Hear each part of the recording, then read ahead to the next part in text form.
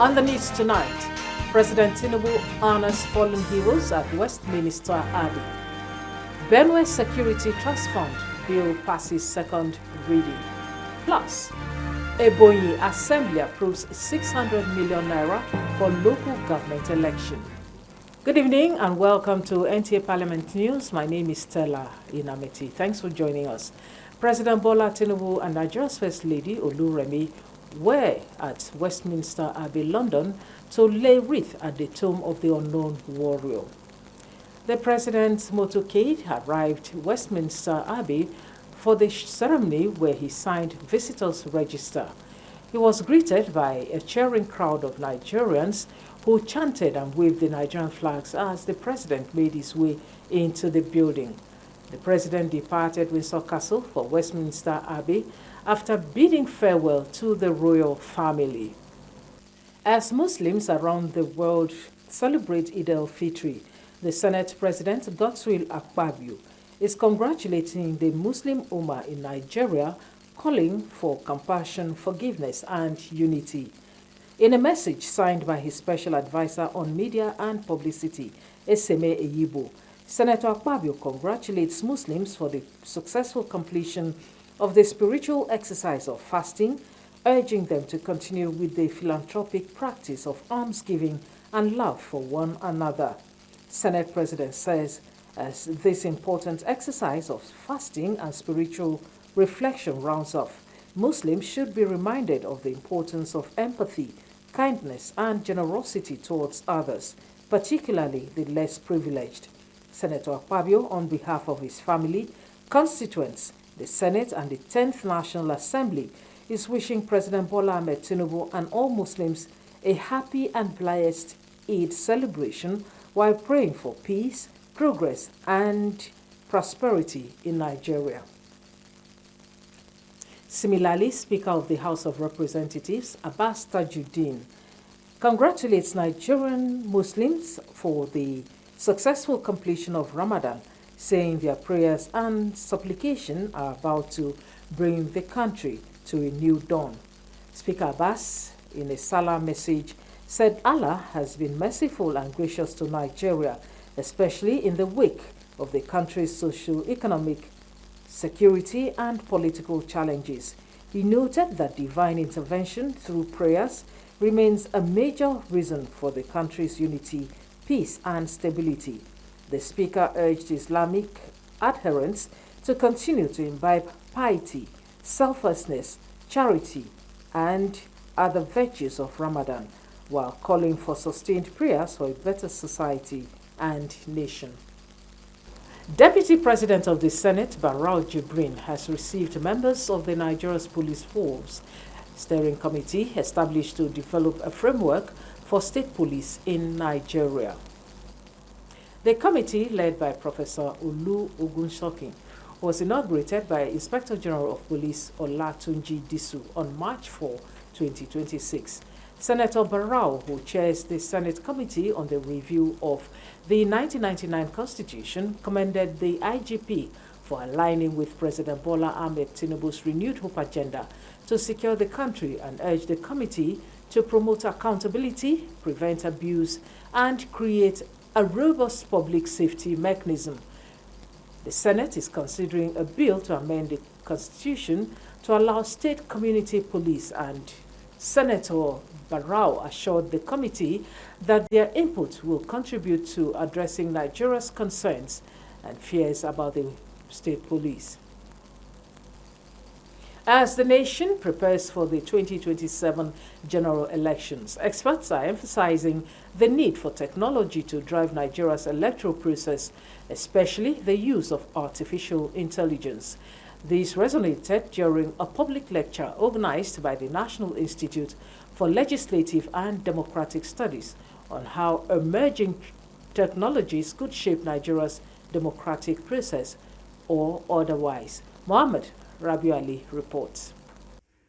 It is a fact that rapid digital transformation is reshaping governance, public communication, and political engagement across the world. Experts believe effective governance frameworks for artificial intelligence will be essential in ensuring that technological advancement strengthen democratic institutions rather than undermining public trust. Issues such as manipulated digital content, automated political messaging, and the spread of synthetic media are already raising concerns in many democracies. Section 77, Digital Membership Register. Political parties must maintain a digital membership register and submit to INEC 21 days before primaries. These reforms aim to strengthen Nigeria's democratic governance and ensure more credible elections in 2027. Many are of the view that AI-driven technologies could support electoral processes through improved data analysis, enhanced information systems, and digital platforms that promote civic participation. IREV does not use AI. It's just a technology that helps to transmit results and to allow, in particular, to allow citizens to follow the results as they come from the polling unit. The lecture has the theme Artificial Intelligence Governance in Nigeria and the 2027 General Elections. Muhammad Rabiu Ali, NTA News. The Rivers State House of Assembly has screened and confirmed 5 commissioner nominees as members of the Rivers State Executive Council. This followed a correspondence from Governor Siminalayi Fubara requesting the Assembly to screen and ratify the nominees as read by Speaker Martin Amehule on the floor of the House. Nkiru Onyejesi reports. We have trained so many people who are now consultants. I say that over most of the consultants are working in university teaching hospitals or people that came through us in training. I am a politician. There is a lot of village mobilizer and grassroots.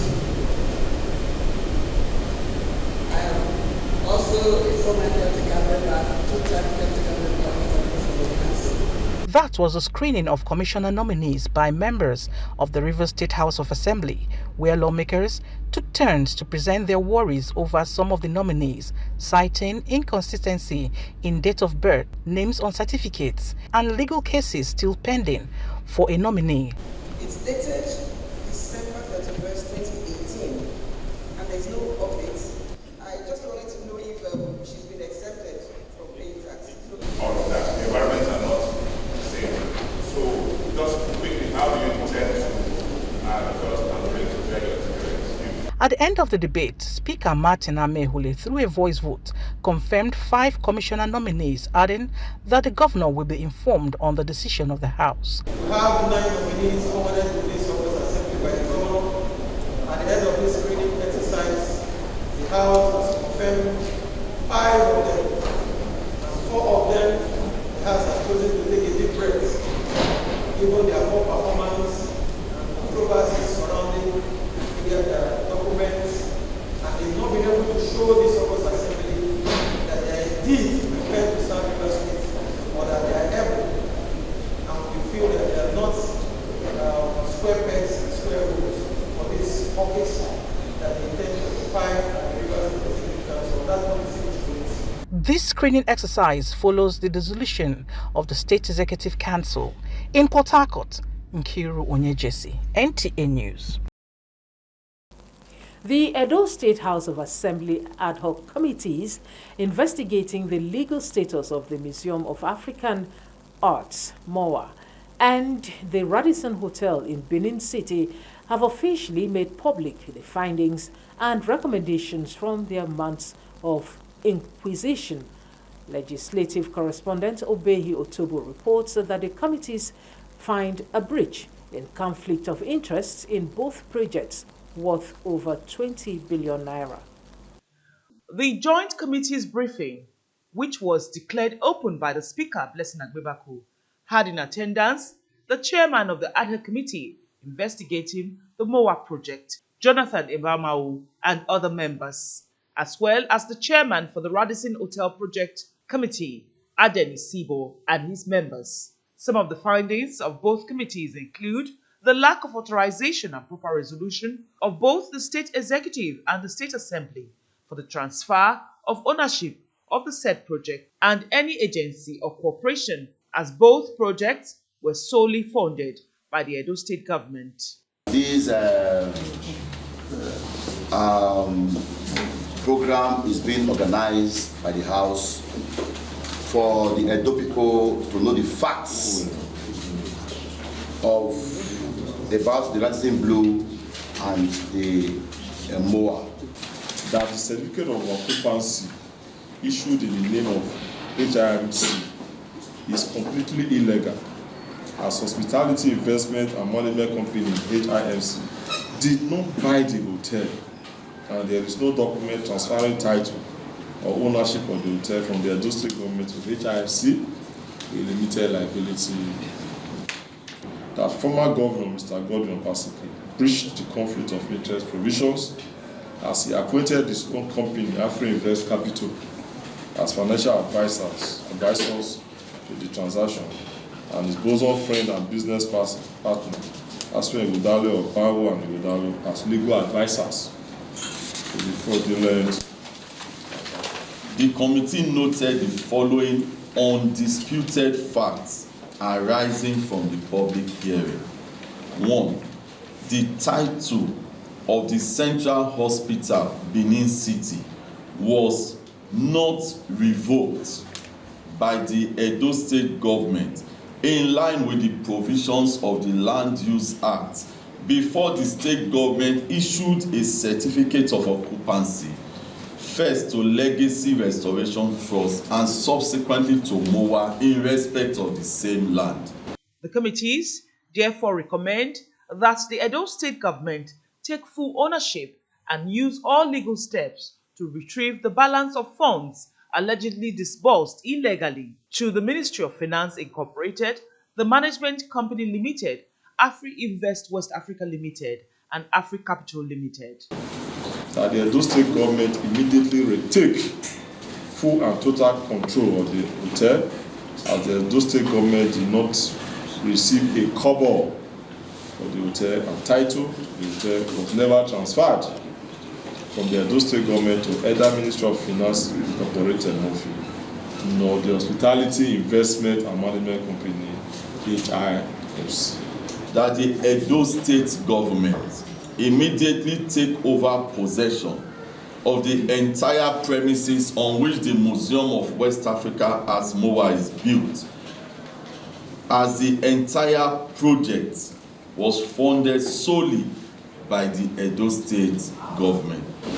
On the 25th of November 2025, the Edo State Assembly ad hoc committees commenced investigations into the legality of land transfer and management of the MOA and Radisson Blu Hotel projects initiated by the administration of the immediate past governor of Edo State, Godwin Obaseki. In Benin, Obehi Otobo, NTA News. The Benue State Security Trust Fund Bill 2026 has scaled through second reading on the floor of the Benue State House of Assembly. The bill, which is sponsored by the majority leader of the House, Thomas Dugeri, seeks to address the security challenges that have bedeviled the state. Assembly correspondent Grace Anyalewa Ichipa reports. Benue State in the last few years has been facing security challenges ranging from banditry, kidnapping and farmers' herders clashes. It is to address these security challenges that a bill for a law to establish the Benue State Security Trust Fund 2026, sponsored by the majority leader Thomas Dugeri, was debated on and read on the floor of the House for the second time. The cardinal objective of this bill is to create a pool of funds for acquisition and deployment of security equipment and such human and material resources as shall be deemed necessary for effective function of federal, state, local government and other security agencies operating in the state. The business of government is to provide security, guarantee security of life and property of the citizenry. And if we do not play an intentional role towards that direction, it shows that we have failed our people. Security is a big deal and everybody has to be a participant. People of goodwill, institutions of government and even non-governmental organizations can actually come to contribute their quota to aiding our security concerns here. Distinguished honorable members, House Bill 25, the Benue State Security Trust Fund Bill 2026, second reading. Benue State Security Trust Fund Bill 2026, having been read for the second time, is hereby referred to the House Standing Committee on Local Government, Security and Chieftaincy Affairs. In another development, the member representing Okpoku State Constituency, Anthony Agom, presented a petition from Regina Oko for unlawfully removing her as treasurer of Obi Local Government Area by the Local Government Service Commission. The petition was referred to the House Committee on Public Petitions. In Makudi, Grace Anyalewa, Ichepa, NTA News. We'll now take a break. News continues shortly. Stay with us. Are you looking for a short channel to make your business, goods and services go viral? Look no further, as NTA Parliament is your short channel. Take advantage of our wider reach and advertise your products and services on NTA Parliament DSTV channel 370, GoTV channel 126, StarTimes channel 306, and Free TV channel 706.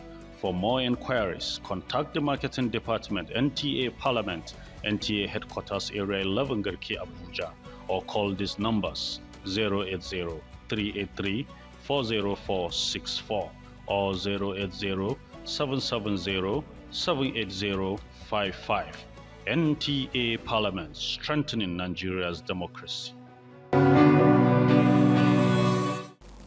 Welcome back and thanks for staying with us. In a bid to ensure the economic opportunities in Benue State are fully harnessed to improve revenue generation, a bill for a law to establish the Benue State Forestry, Mines and Solid Minerals Management Commission scaled through first and second reading on the floor of the House. Assembly correspondent Grace Anyalewa Ichekwa reports that two other bills scaled through first and second readings as well. The bill for a law to establish the Benue State Forestry, Mines and Solid Minerals Management Commission 2026, sponsored by the Majority Leader Thomas Zugeri, seeks to regulate the activities of miners, coordinate an orderly tapping of forest and mineral resources within Benue State. The global shift towards green energy and industrialization has sparked the demand for solid minerals.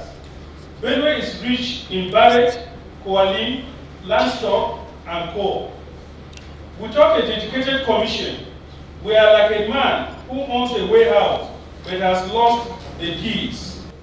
If Benue have a legislative on this, you discover that most of the security challenges we have within our state, I think this will bring some kind of relief for our people. Mining, mostly, are the reasons why we have a lot of this security is part of it. So this legislation, if we call it bill, it will curtail these security challenges we have in some part of Benue, such as farming. While we mine, we should take care of the welfare of our people in ensuring their rights to life. We must transition from being a state that merely has resources to the states that manage the resources. Those in favor that this bill be read for the second time, say aye. Aye. Those against say nay. The ayes have it. Clap, ready for second time. House Bill 28, a bill for a law to establish the Benue State Forestry, Mines and Solid Minerals Management Commission, and for purposes connected there with 2026 second reading. Other bills that scaled through first and second readings include a bill for a law to establish the Benue State Garden, Parks and Recreation Center Management Agency, and a bill for a law to establish the Benue State Road Maintenance Agency. The bills were referred to House Committees on Culture and Tourism and Business and Rules respectively. In a related development, The Benue State Post-Harvest Management and Export Bill was stepped down for further legislation. In Makudi, Grace Anyalewa, Ichekpa, NTA News. The Ebonyi State House of Assembly has approved the sum of 600 million naira for the Ebonyi State Independent Electoral Commission for conduct of the upcoming local government elections. House of Assembly correspondent Samuel Okpo reports that the approval followed the request contained in the letter sent to the House by Governor Francis Nwifuru. The report. In a letter read at the floor of the House by the Speaker, the Governor requested the House to approve the sum of 600 million naira as proposed by the Commission to enable them conduct the August 8 local government elections. Deliberating on the letter, the lawmakers unanimously opined that the local government elections is critical to the growth, peace and development of the state, and that the House has a duty to assist the Commission with anything that would ensure its success. Those who are in favor of the Commission Act has been moved and promised, supported by our members, that this morning we are approved for release to EFSA. Say aye. Those against say nay. The ayes have it. The sum of 600 million naira is hereby approved for release to EFSA to enable them to conduct the 2026 local government election in the Ebonyi State. In another development, the House also passed a motion directing all miners in the state to submit to the House Committee on Mining reports on environmental impact assessment and that of environmental audit. I have on my honor this morning to move a motion that all the mining companies in Ebonyi State should mandatorily submit their environmental impact assessment reports and their environmental audit report. I saw here with me is a flag of a letter from government secondary school. The concern is that the operations of these quarry companies are not directly affecting the school activities. So let's learn that most of the quarry companies operate in the night, thereby causing unnecessary panic and noises in our environment. The issue we're taking is that all quarry sites, mining sites, should submit their environmental impact assessment and environmental audit reports to the House Assembly Committee on Mining to be presented to this House. The House Assembly Committee on Mining should liaise with the Ministry of Mining and Ministry of Solid Minerals to assess the situation on ground at outfit of quarry sites to be able to report adequately to this House. Whatever is the environmental impact that will be felt there. Those who are in favor of this motion say aye. Those against it say nay. The ayes have it. In Abakaliki, Samuel Okpo, NTA News. Still on state assemblies, the Edo State House of Assembly has summoned the management of Benin Electricity Distribution Company over the persistent power outage in the state. The Speaker of the House, Blessing Agbebaku, issued the directive during plenary asking the company's management to appear before the lawmakers to explain the epileptic electricity supply being experienced by residents. Obehi Otobo reports.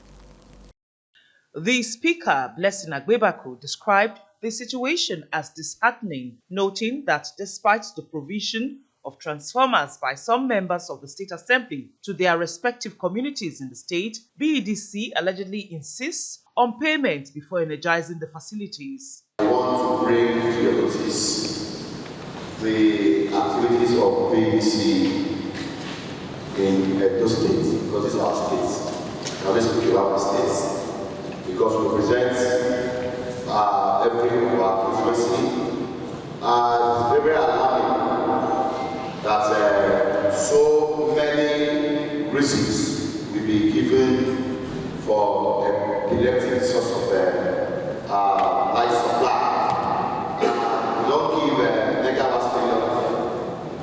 said it as a my sport. And as a house, I think we have tried so far as members presenting our various constituencies by providing transformers to some of our villages, because that has been a complaint. But the idea of it all is that by the time you provide transformer, which is supposed to be the responsibility of PVC, to produce transformer for the various communities, they will still ask you to come and pay for energize what? To energize the transformer. This will not be accepted. So we have to discuss, we have to face to the BDC. That is why this house is calling on the BDC management to appear before the house so that we can interface and discuss, because we want a better life for our people. So BDC management, please, you are hereby by this summer invited, so we need to just the floor of the house.